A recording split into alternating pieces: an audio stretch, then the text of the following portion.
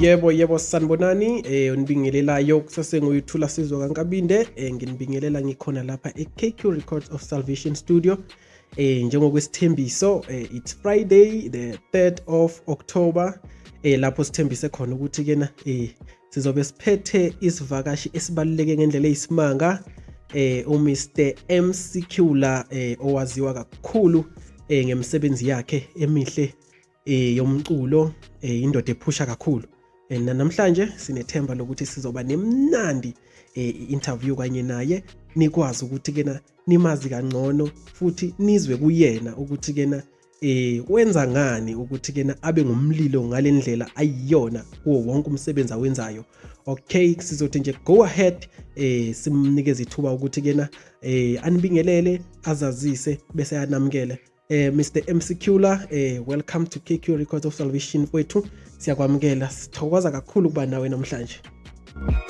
Sanibonani ngibingelela lonke umuntu la kufika khona lo mbosazwe lo KQ Records seFukrust eMpumalanga. Igama lami nguSiphesidle ngamalinga, ngikhulele endaweni yasemakhaya, ngizale eThensini kwaMalinga eSiphambanini. Then ngasuka ngathanda umculo just 2011 cala wami ukuthanda ukucula vele. Then suka ngezazi impilo nangomhlaba samove to Fukrust 2019. Okay, vele lo nyaka esengubalile ohambayo vele indaba zami zokucula sengiyithandile, sekunabantu mangilalela ku radio station since ngibuye emakhaya engithanda ukuthi ngingathi one day ngafika ku level yakho. Ngibala ozake ozolo Duncan Big Zulu DJ Tira DJ Tira ngikhumbula kahle.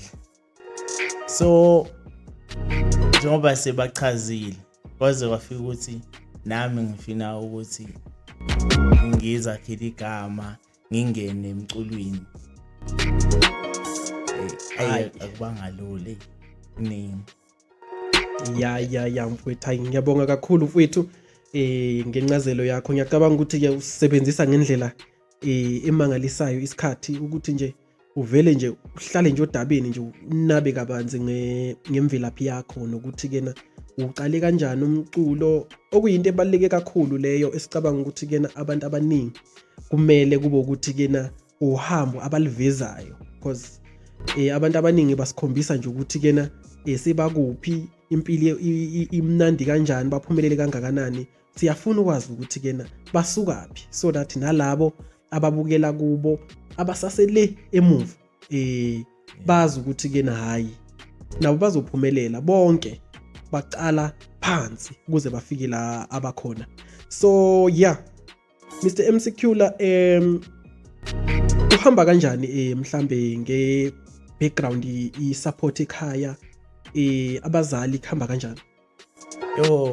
Abazali inzima kakhulu ekhaya vele ngifuna uqamba mangala into yokucula abayizwisisi, kakhulukazi malumami uMalinga into yokucula akayizwisisi because nasesikoleni uhlezi athi sikolo bathanda ibhola. Ngikhumbula kahle ibhola bengidlala bangithi ngela ama-Cox, so ngamtshela ukuthi hayi malume lento yebhola kimi ayisebenzi, mina ngithanda lokhu okuwumculo.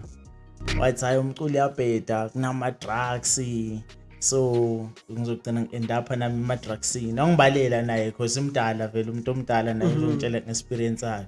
Kodwa kwawukuthi ngiyamcela ukuthi ngicela umane unginike ithuba. Yebo anginike ebholeni, ngalibonga kakhulu uthando wangipha wona nesupport. Kodwa ke ibhola ngibona ukuthi ngathi akulona mina nake ngikuthandayo kuwumculo. Azange bayizwisisa. Ngibaleka ekhaya ngiyejudo, ngibaleka ngimagigini. When I used to travel from Mpumalanga to Joburg, Mpumalanga to Durban, ekhaya bangazi ngibaleka vele. Bengekhulula but hayi ngigcina ngamtshela ngahlala naye phansi because I think naye into yamenza imkhuphule uthi mayengichazela ukuthi iwezwa ngabontu bomakhelwane from le emakhaya mabengibona bengisebhinoni lapho besiperforma kweningi show yaseNkabi.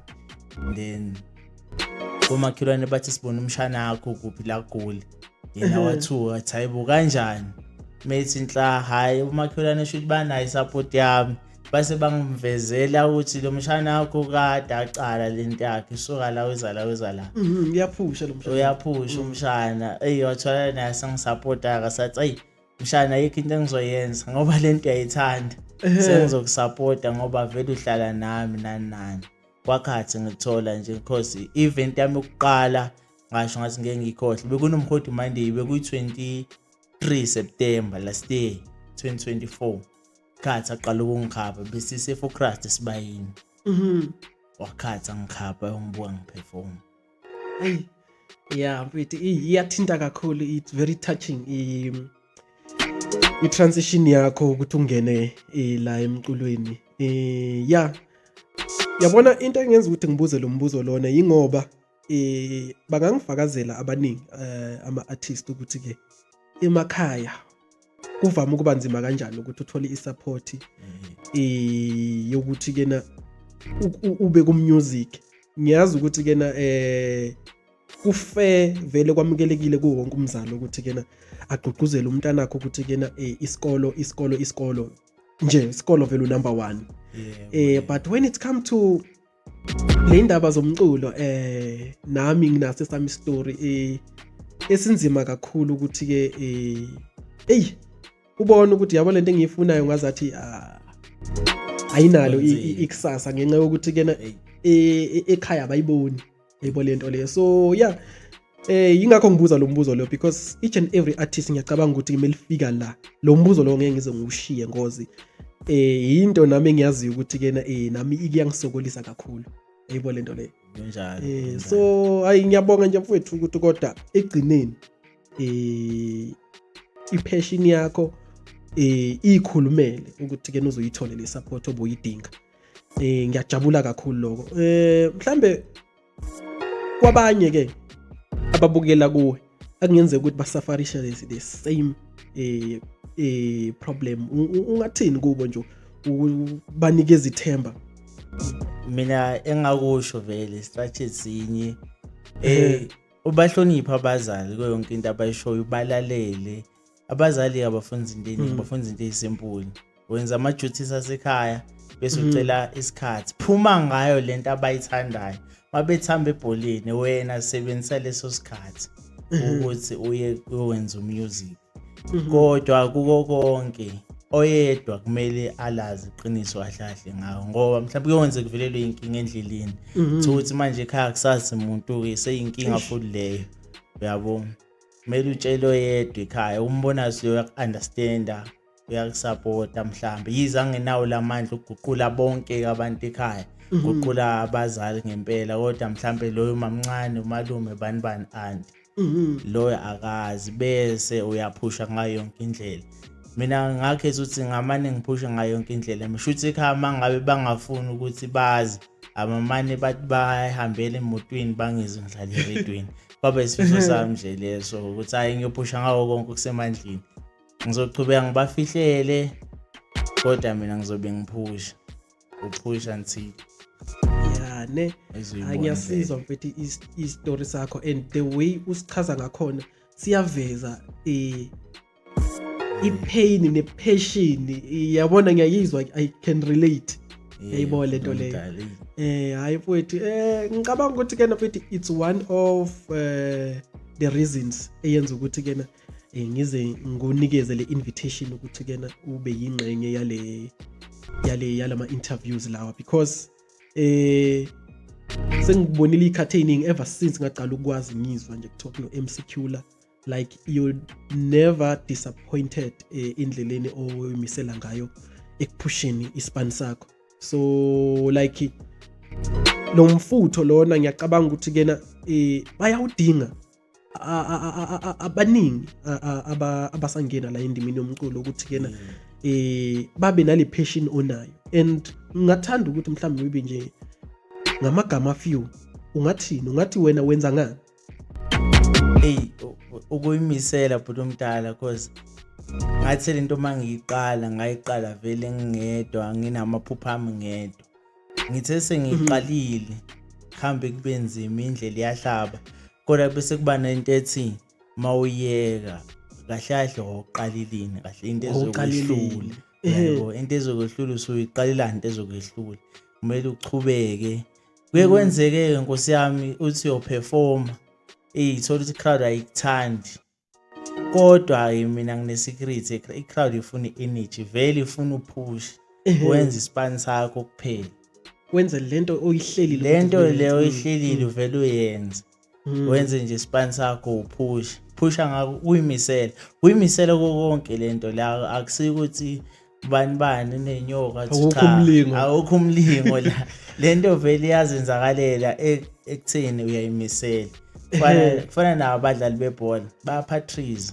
enkhathi bayebodlala nawe uqala upatrize sonke isikhathi sakho sitholayo sichitha la entweni oyifunayo then uzoba yileyo ikho nje ngingakusho vele it's a matter of time nje ukuthi kena yonke into immature ize ikhiphe lento leno oyifisayo yebo nomdala patrize make perfect hayi mfowethu hayi ngijabulile kakhulu ukuthi ube khona namhlanje ngingafisa ukuthi kena sibe nengxoxo elulekile kube kuningi esikuxoxayo kodwa ke ngenxa yesikhathi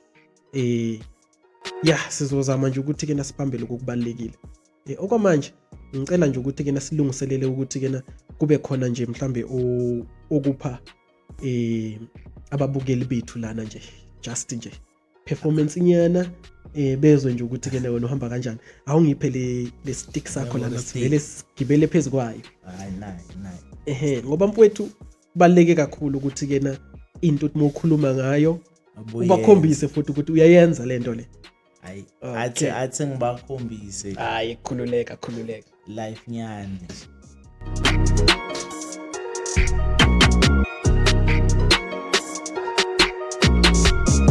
Alright hayi iyeza i-performance sithembe ukuthi ke izoba imnandi kakhulu insizwe engiyethembayo lena esengiyazi isikhashanyana impela nginethemba nje lokuthi angeke izini disappoint just stay tuned. Alright MCQla bathathe mfowethu mhlambi nyemeza mizokhuluma nawe ngomlomo usungehlule sithandwa sami ngiyavuma ngwenzi lamaphutha ngiyakudingela ingithuba mhlambi nyemeza mizokhuluma nawe ngomlomo usungehlule sithandwa sami ngiyavuma ngwenzi lamaphutha ngiyakudingela ingithuba bengicela sikhulume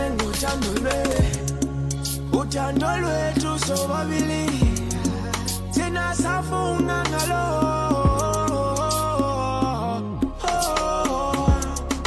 bengicela sikhulume uthando lwethu sobabili thina safunga ngalo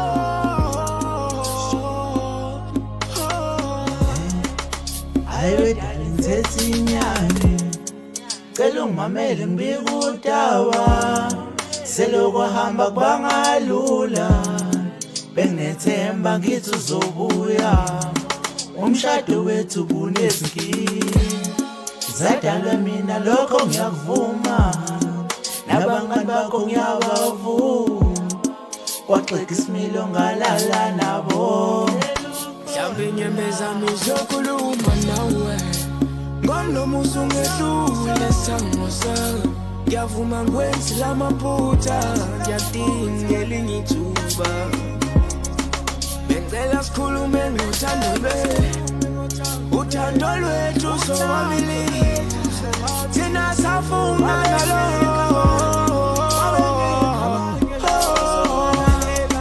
bengicela sikhulume uthando lwethu sobabili thina safunga ngalo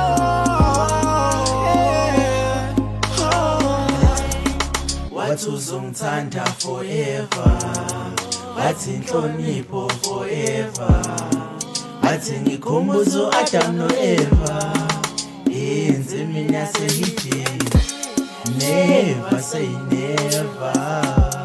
never say you never ever ngoba ngoba nawe yokuhlaba lameva Mhlambe ngena sonke ngizokhuluma nawe ngomlomo usungehlule sithandwa sami ngiyavuma ngwenzi lamaphutha ngiyadinga elinye ithuba Mhlambe inyembe zami ziyokhuluma nawe ngomlomo usungehlule sithandwa sami ngiyavuma ngwenzi lamaphutha ngiyadinga elinye ithuba Bengicela sikhulume ngothando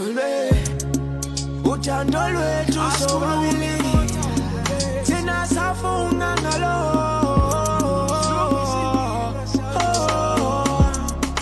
Bengicela sikhulume ngothando lwethu sobabili Thina safunga ngalo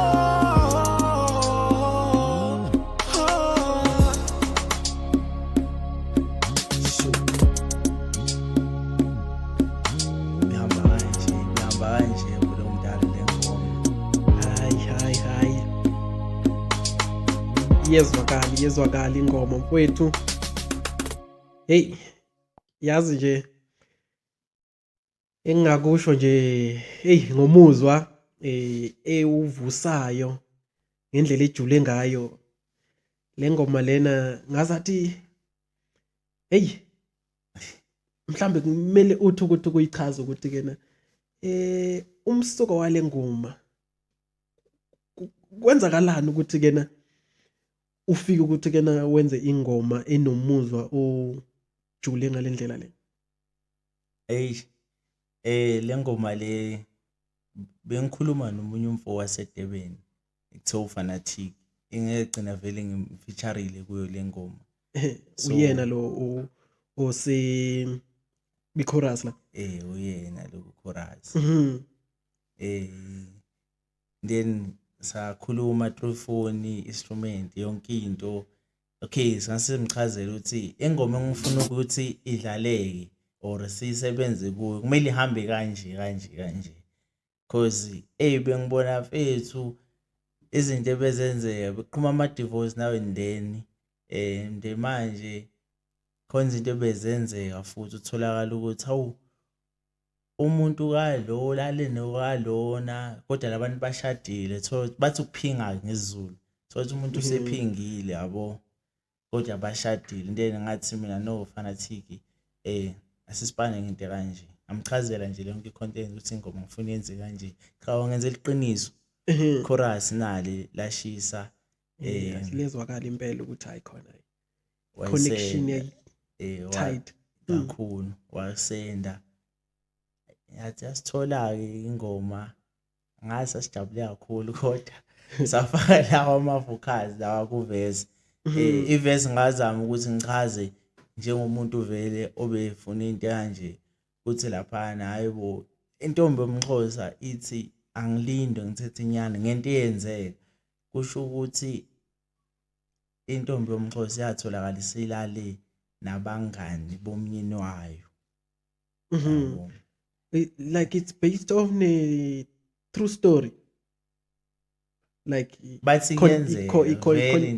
context yakhona based on a true story. Intombi yomXhosa yalala nabangani bomnyeni wakhe.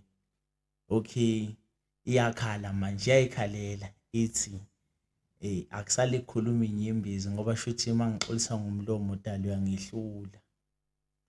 Ibuye verse 2 ngithi wathi uzongithanda forever.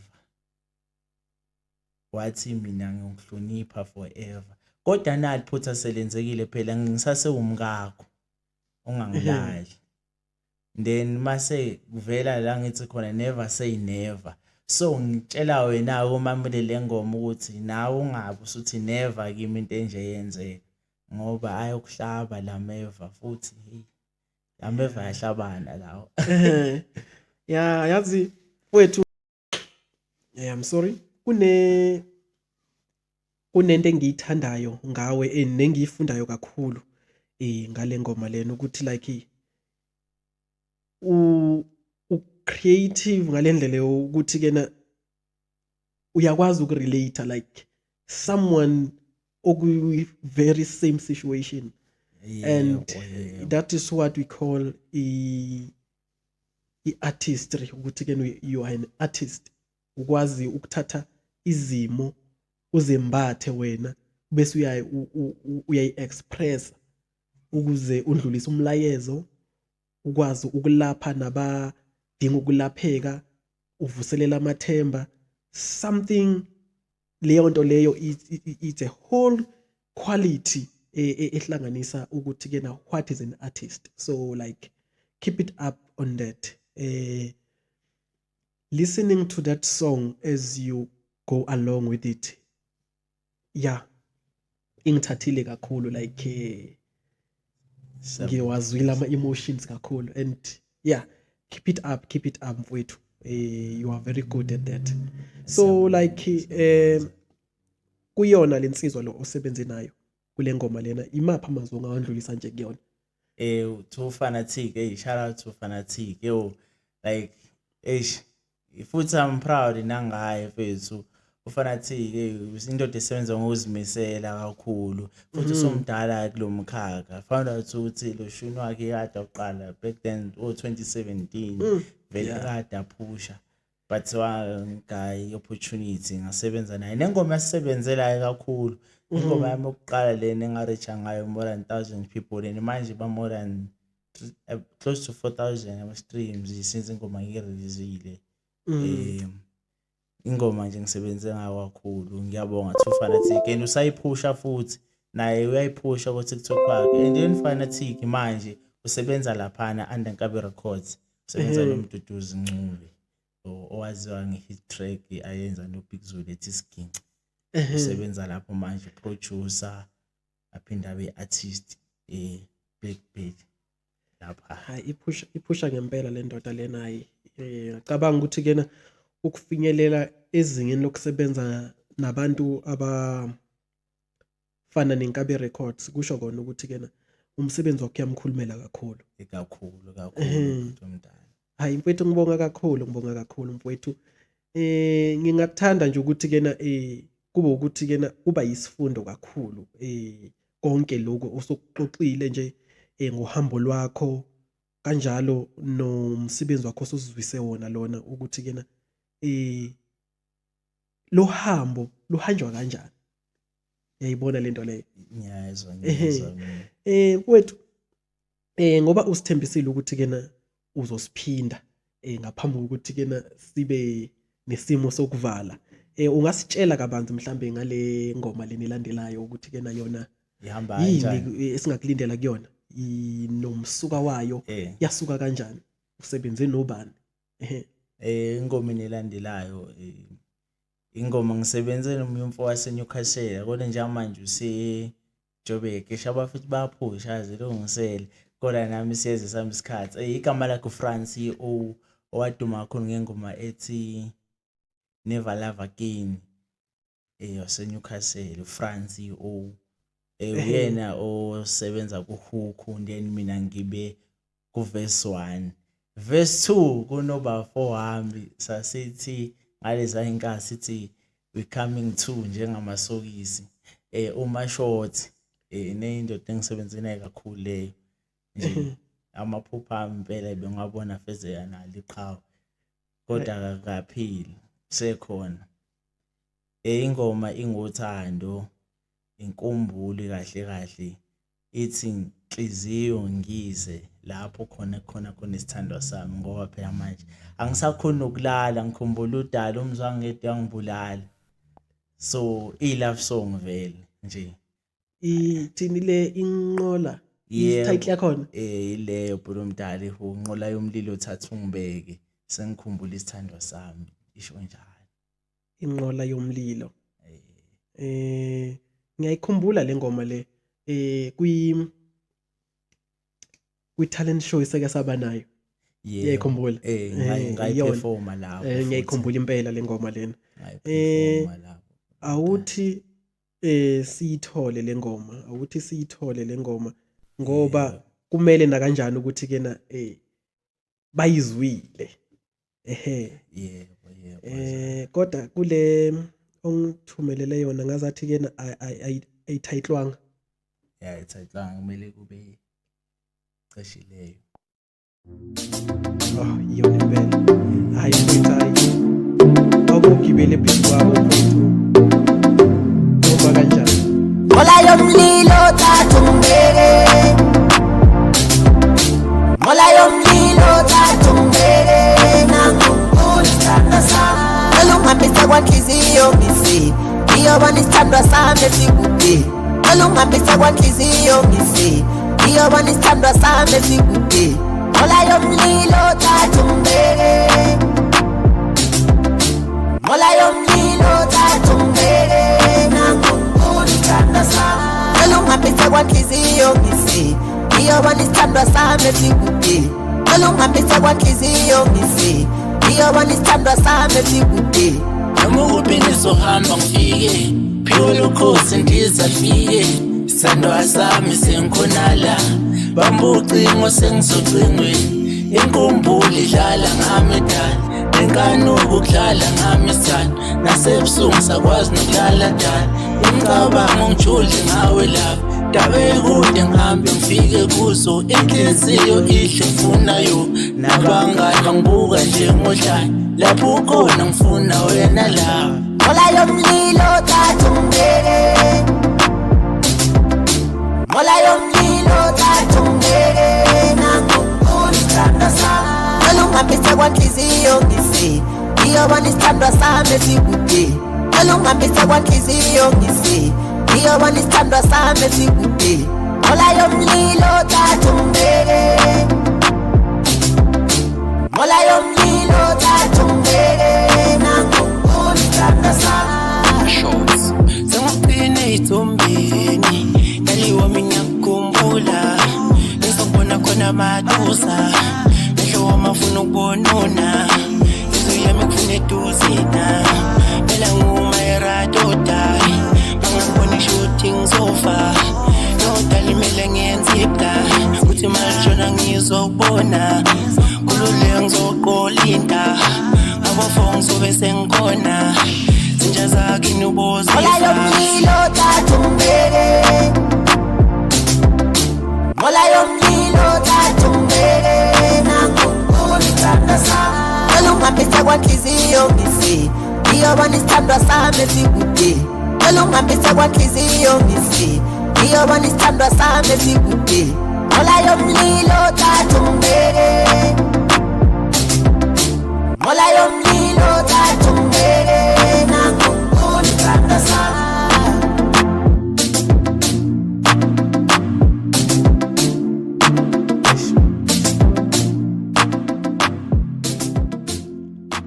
Ya ne. Ngiyayikhumbula impela le ngoma, ngiyayikhumbula impela. Ngazathi ngiyakubona stage the other day. Hayi mfowethu. Sibonge kakhulu ukuthi kena sibe nawe. Ngicabanga ukuthi ke kuningi kakhulu asebekufundile ngawe kanjalo nomsebenzi wakho. Sithemba ukuthi ngelinye ilanga mhlawumbe uzophinda usivakashele usazisa ukuthi kena uqhubekela kanjani phambili, ubhizi ngani, usebenza nobani, abantu bangalindela ini. Mhlambe maybe nje awakho nje okuvala ungabe kuthini. Njengamanje ngizobonga kakhulu eKQ ngesimemo ngisitholile ukuthi ngivakashe ngapha. Bese okunye engangidlulisa njengamanje ukuthi kuningi engifisa ukufeza kahle mangakhipha iproject enjengo EP album mhlambe before June next year. Into engisebenza kuyo njengamanje ebaningi abantu engifisa ukusebenza nawo, khona uSive all the way from Ithuthukani, khona Crazy obeku MT Record cishe vele namanje saselapho, nabanye abafethu bakhona eFocus endaweni because ngisaphusha nabo oma shorts ngisafuna ukuthi nabo siphinde sisebenze umlamuli baningi, bese sisebenza ngokuzimisela. Konke kuzokwenzeka masimisela nepassion nje, sihloniphe, siqhubeke sibambisane, konke kuyenzeka. Lokho engingakusho bro mdala. Makhulu kakhulu mfowethu lawo mazwi mfowethu. Ukhombisa kakhulu ukukhula emsebenzini wakho. Yonke inkulumo yakho iyakukhombisa kakhulu ukuthi kena ungumuntu okhulile futhi uyihloniphayo into ayenzayo, uhlonipha nabanye abantu ngoba inhlonipho ibaluleke kakhulu. And ngikufisela inhlanhla mfethu kuko konke usaqhubeka uya phambili. Ngiyabona ukuthi kena uyaphusha lapha ku Facebook, ngiyakubona impela kuma shows amaningi, you are showing up. Uyaphusha kakhulu mfowethu, keep it up mfowethu. Engathi futhi ne-support bangakunikeza mfowethu abantu bantu bendawo yangakithi namaphethelo.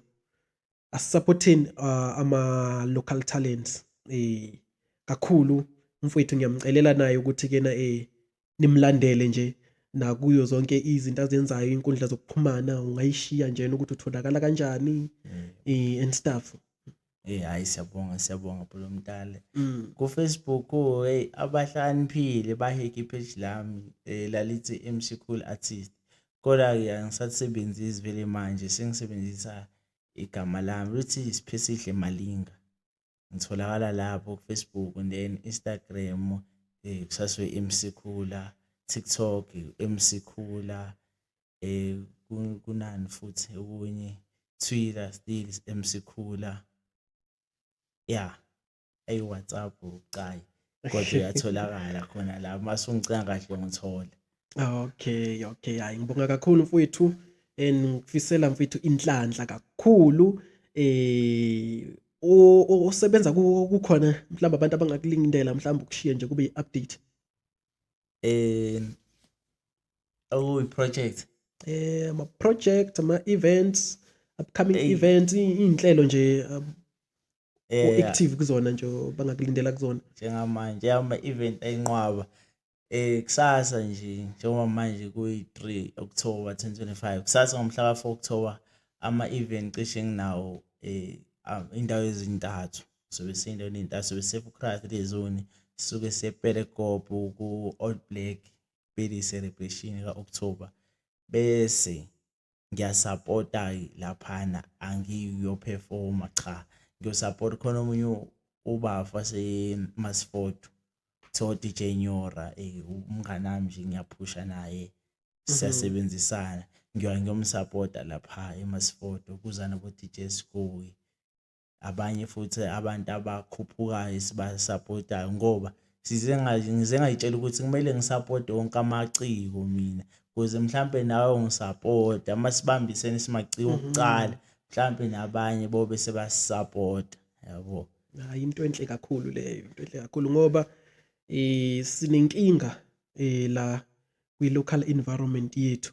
Ama-artist instead ukuthi ke nasebenzisane ayakhompyutha and acekelana phansi. Mhlawumbe ungathini kule nto leyo, ukulwa naleyo nto leyo ukuthi ke na ugqugquzela ukuthi ama-artist awasebenzisane because siyadingana. Leyo Bholo Mtali ibhlungu kakhulu ngoba thola ukuthi silwa nje sonke, silwa endaweni esekudeni kakhulu nempumelelo, sonke sifuna kodwa ukuya empumelelweni, ngabe siyabambisana. Mina ngiyaye ngibekise ekhaya uMalinga lengikhuluma ngayo umalume wami uyiphisi, unezinja eziningi. Lezi nja lezi lapha ngokwini ayikaze zilwe, kodwa uyayikhipha zijaha inyamazane, zijaha zonke, ifike yodwa ibambe, zifike zonke ziyibulale. Okusho ukuthi mangathiwa siyasebenzisana sonke, ifocus ngoba ingaka, uyiphisi kaSemi ngoba ingaka, siyabambisana, lo yedwa oyofika le empumeleni yohlala esicongweni uyokhona ukuthi siphindane sonke sizakale lapho. Ngoba nje ngibekise ngenja amaphisa uya-understand inje yoba yodwa yobamba inyamazane, kodwa lezinye ziyofika zilekelela ukuthi ibulale. Ngayo mzuzu sekukhulu okuzozakele ngokubambisana nje phela, kuhloniphana. Lento yokulwa Bholo Mtali ngeke ngayibona yenzeka kakhulu alokishini. Kwakuthi nje vele izinto mangiyibuka ngibukela kude nami kuningi ohambeni lami mina njengamanje nje ngoba kunyaka 2025 mina e-studio ngiqale 2021 nge-10 December, shuthi ngaphecelezi ngiqale 2022. Kodwa ngikhonile ukuthi ngimanage ukuthi ngibe nama-award ayi-3 alokali, ngibe nenumi eMpumalanga yonke, ye-best trending song engayikhipha ngawo-2022 yaba i-best trending song nganominate kuma-Mpumalanga Awards. Cha ngeshwa akasikhonanga ukuyiwina leyo ndondo kodwa siyathemba ukuthi soyiwina one day.